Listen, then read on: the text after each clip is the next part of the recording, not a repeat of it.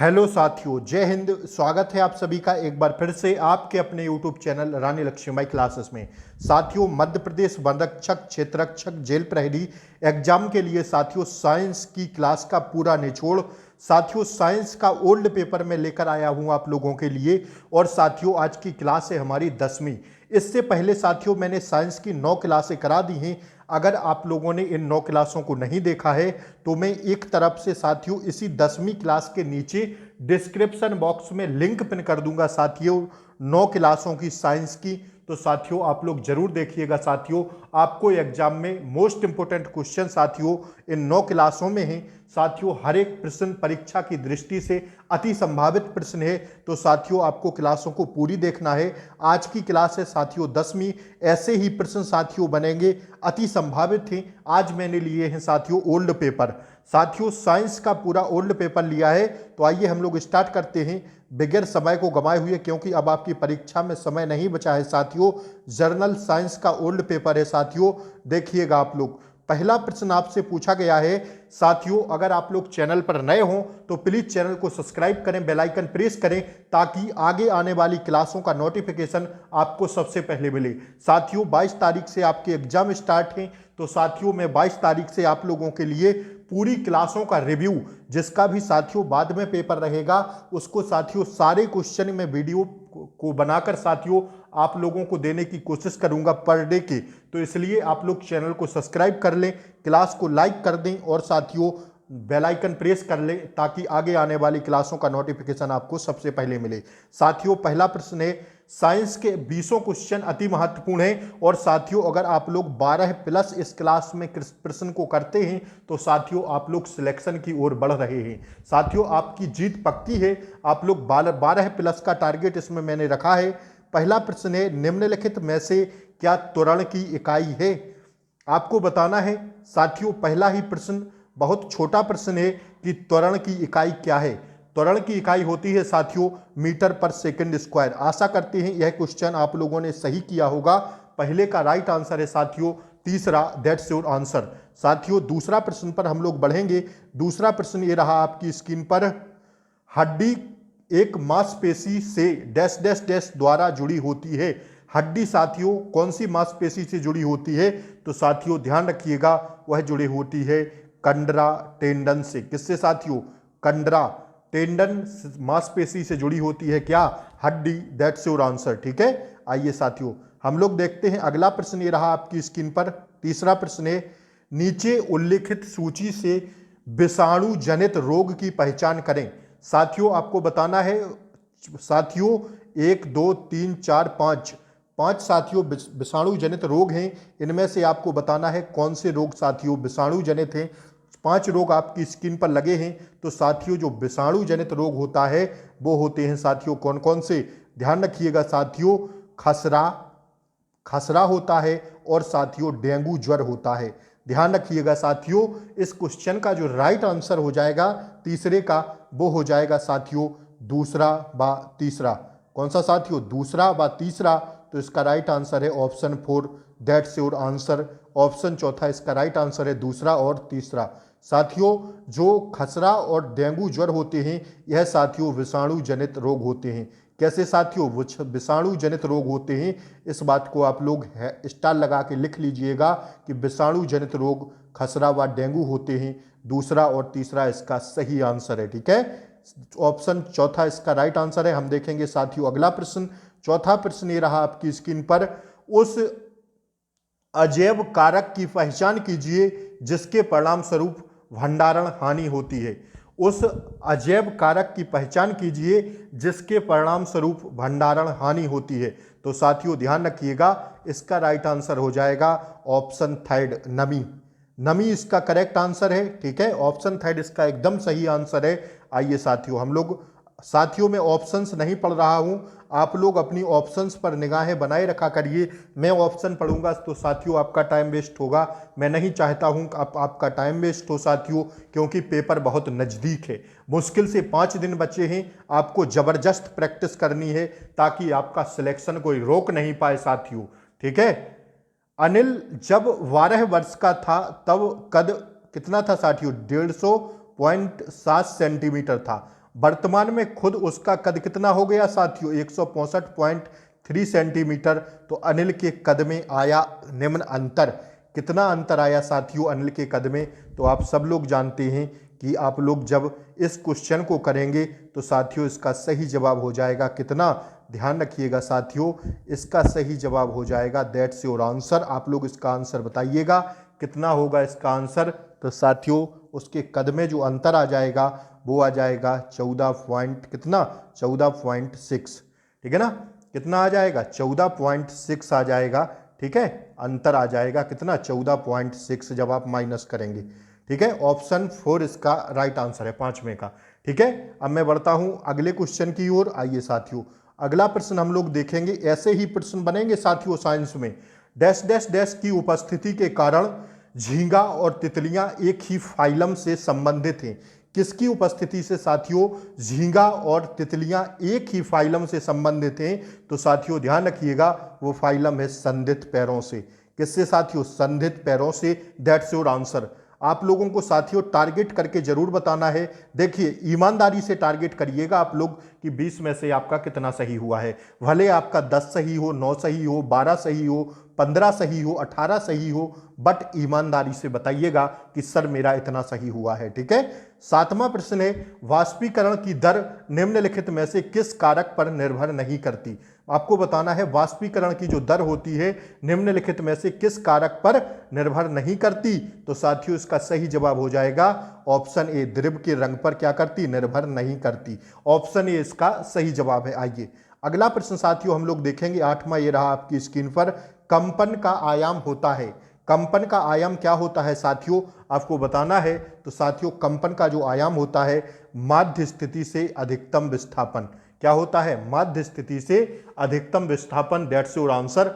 Option first इसका सही जवाब है। आइए अगला प्रश्न है 9वां आपकी स्क्रीन पर। जब एक चींटी काटती है तो त्वचा में किस अम्ल को अंतः क्षिप्त करती है? साथियों आप लोग जानते होंगे कि चींटी में कौन सा अम्ल पाया जाता है। तो साथियों चींटी जब एक चींटी काटती है तो त्वचा में किस अम्ल को अंतः क्षिप्त कर देती है? साथियों वो अम्ल होता है फार्मिक एसिड। कौन सा साथियों, फार्मिक अम्ल होता है। ध्यान रखिएगा साथियों 9 का जो राइट आंसर है वो है ऑप्शन 3। That's your answer. ठीक है, आइए 10वां प्रश्न ये रहा आपकी स्क्रीन पर। एक छोटे खंड से पूर्ण जीव में वृद्धि करने की एक जीव की क्षमता को कहते हैं क्या? एक छोटे खंड से पूर्ण जीव में वृद्धि करने की एक जीव की क्षमता को क्या कहते हैं? तो साथियों उसको कहा जाता है, ध्यान रखिएगा आप लोग इस बात को, पुनर्जनन। क्या साथियों, पुनर्जनन कहते हैं। ऑप्शन ए इसका सही जवाब है। अगले प्रश्न पर मैं बढ़ता हूं साथियों आप लोग हमारी 9 क्लासें हो गई हैं साइंस की, इनको जरूर देखिएगा। मैं इसी क्लास के नीचे डिस्क्रिप्शन बॉक्स में 9 ही क्लासों की लिंक पिन कर दूंगा। ऐसी ही सारी क्लासें हैं तो आप लोग जरूर देखिएगा। और अगर आप लोग चैनल पर नए हों तो प्लीज़ चैनल को सब्सक्राइब कीजिए, बेल आइकन प्रेस कीजिए ताकि आगे आने वाली क्लासों का नोटिफिकेशन आपको सबसे पहले मिले। साथियों क्लास को लाइक जरूर किया कीजिए, आप लोग लाइक नहीं करते हैं। ठीक है, आइए 11वां प्रश्न है साथियों आपकी स्क्रीन पर।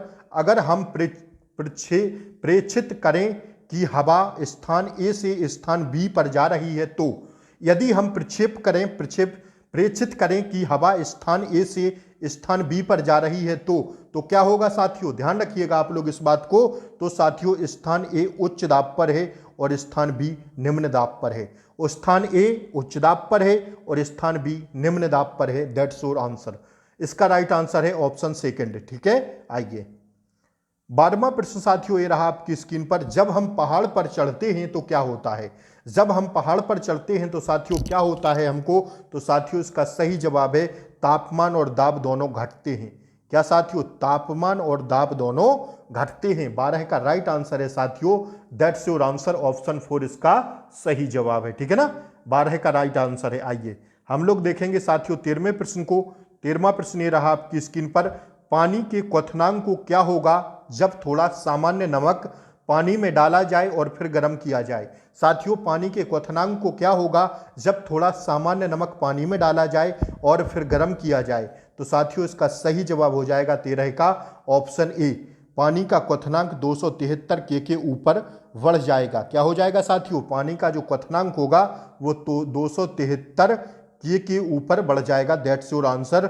ऑप्शन फर्स्ट इसका सही जवाब है। आशा करते हैं यह प्रश्न आपका सही हुआ होगा और साथियों इस पर स्टार लगा लीजिएगा, छपेगा यह प्रश्न। ठीक है, आइए 14वां प्रश्न साथियों देखिए रहा आपकी स्क्रीन पर। जंग को रोकने के लिए सबसे अच्छी विधि का चयन करें।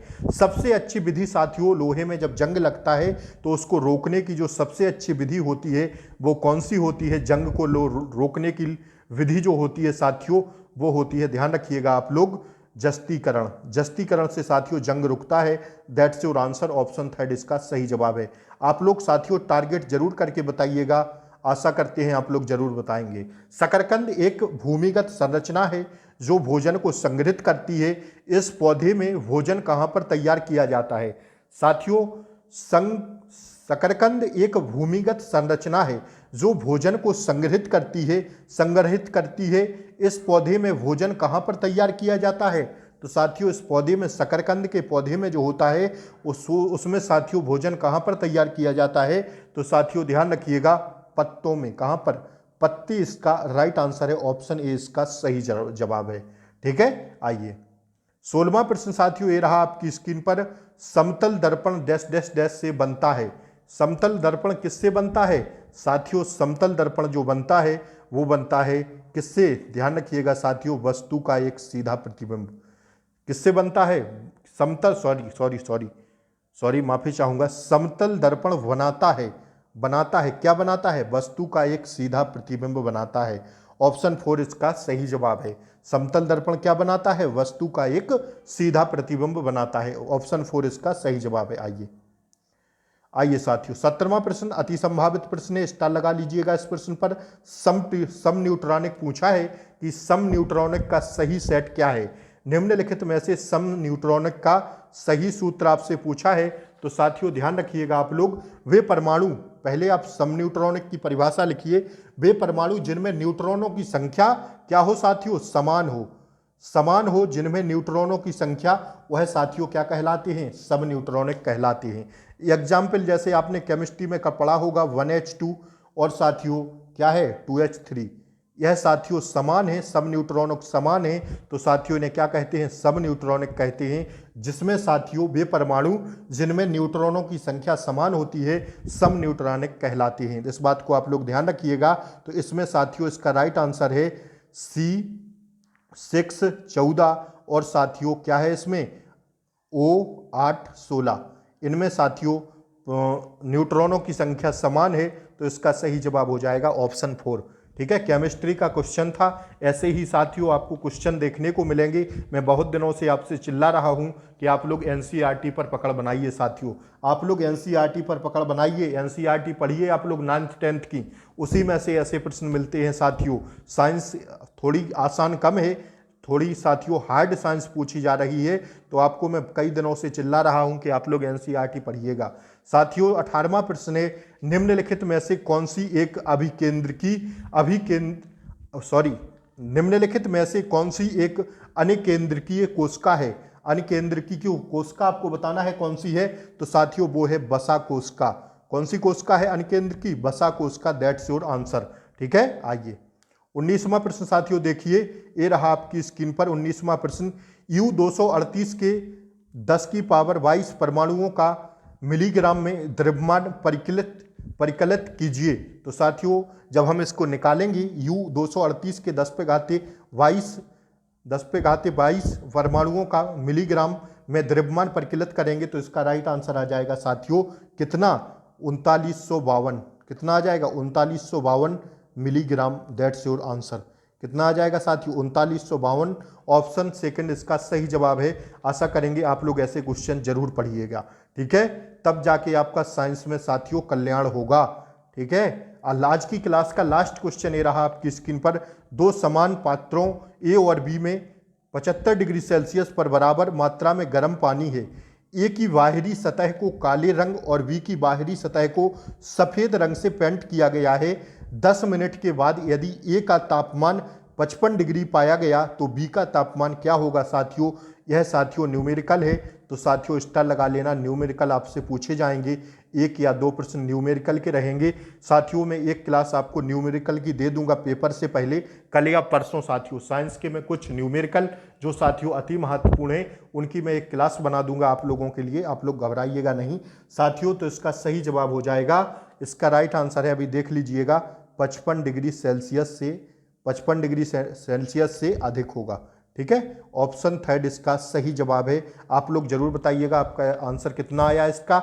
यही आंसर राइट है, ऑप्शन थर्ड इसका सही जवाब है। आप लोग लगाकर इस क्वेश्चन को जरूर बताइएगा, चाहें तो स्क्रीनशॉट ले लें साथियों। आज के लिए ही इतना ही काफ़ी, मिलते हैं साथियों अगली वीडियो में। क्लास अच्छी लगी हो तो लाइक करें, चैनल पर नए हो तो चैनल को सब्सक्राइब करें, बेल आइकन प्रेस करें ताकि आगे आने वाली क्लासों का नोटिफिकेशन आपको सबसे पहले मिले। जय हिंद साथियों, वंदे मातरम। मिलते हैं अगली वीडियो में, तब तक के लिए जय हिंद।